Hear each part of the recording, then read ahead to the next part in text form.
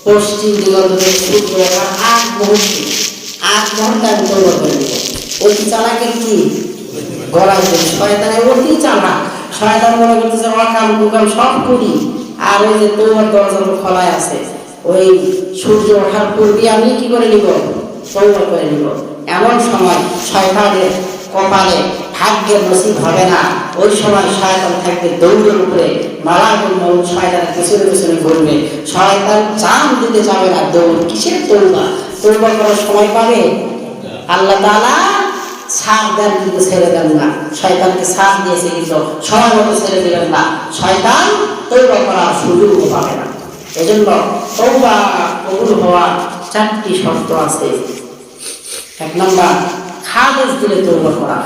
2 number যে গুনাহ থেকে তওবা করা হচ্ছে ওই গুনাহটা কোনো সময় না করা। 3 নম্বরে একেবারে তওবা খালেস দিল, মানে খুব দিল মন থেকে তওবা করা। আর যে গুনাহের জন্য তওবা করা হচ্ছে আগামীতে ওই গুনাহ না করা। আর বান্দার হক আর আল্লাহ পাকের হক, দুইটা হক আলাদা। আল্লাহ পাকের হক আল্লাহ পাক চাইলে ক্ষমা করে দিতে পারেন, কিন্তু বান্দার হক আল্লাহ তাআলা কখনো ক্ষমা করবেন না। এজন্য বান্দার হক বান্দাকে পরিপূর্ণভাবে দিয়ে দেওয়ার চেষ্টা করা। আল্লাহ পাকের হক নামাজ আদায় করা, আল্লাহ পাকের হক সিজদা দেওয়া, আল্লাহ পাকের হক নামাজ কালাম সিজদা নেই, রোজা নেই, যাকাত নেই, আল্লাহ তাআলা চাইলে ক্ষমা করে দিতে পারে, কিন্তু বান্দার হক মেরে খেয়েছে, এই ব্যক্তিকে আল্লাহ তাআলা কখনো ক্ষমা করবেন না। এজন্য আসুন বেশি বেশি আজকের রজনীতে কোরআন তেলাওয়াত করি, সালাতুত তাসবিহ নামাজ আছে সবাই আদায় করার চেষ্টা করি, তাওবার নামাজ আদায়ের চেষ্টা করি, জিকির আজকার করার চেষ্টা করি, কোরআন তেলাওয়াতের চেষ্টা করি। আমরা তো শহর বন্দরে দেখতাম যে সারা রাত ব্যাপী তারা নামাজ কালাম পড়ে, কোথায় পড়ে কিনা, সারা রাত ব্যাপী মসজিদে, শহর বন্দরে সব মসজিদে যাবেন দেখবেন আজকে সারা রাত ব্যাপী প্রত্যেকটা মসজিদে। আমরাও ছাত্র জামানায় এশার নামাজ পড়ে বের হতাম, এখানে 2 রাকাত, ওই মসজিদে 2 রাকাত, ওই মসজিদে 2 রাকাত, 3 ধরে বের হয়ে যেতাম। প্রত্যেকটা মসজিদে 2 রাকাত করে করে করে করে করে নামাজ আদায় করতে হতো। ফজর সময় এসে সাইড থেকে ঘুমিয়ে পড়তাম ফজরের নামাজ পড়ে। এজন্য যারা বলতে এরকম পরিস্থিতি নেই, দেখবেন যে দোয়া হয়ে যাবে, সবাই পটলা জিলাপি নিয়ে সব তাড়াতাড়ি থেকে ঘুম, তো কি হইতো? এজন্য মসজিদ তারা লাগবে না, সবাই বাড়িতে গিয়ে একটু খানা পিনা করে ফিরে আবার মসজিদে চলে আসি। একটা রজনী তো এই উম্মত দামি কেন? এই 5টা রজনী দামি। যে ব্যক্তি এই 5টা রজনীকে জাগ্রত থেকে থেকে ইবাদত করতে পারবে, কেবলমাত্র ওই ব্যক্তি অন্য উম্মতের চাইতে শ্রেষ্ঠ উম্মত হতে পারবে। এজন্য আমাদের অমর দুনিয়াতে থাকার সময় অল্প কিছু আমরা অন্য উম্মতের চাইতেও জানি, কারণ আল্লাহ তাআলা আমাদেরকে দামি দামি রজনী দিয়েছে। এই জন্য এই রজনীগুলোতে বেশি বেশি ইবাদত করার চেষ্টা করব ইনশাআল্লাহ।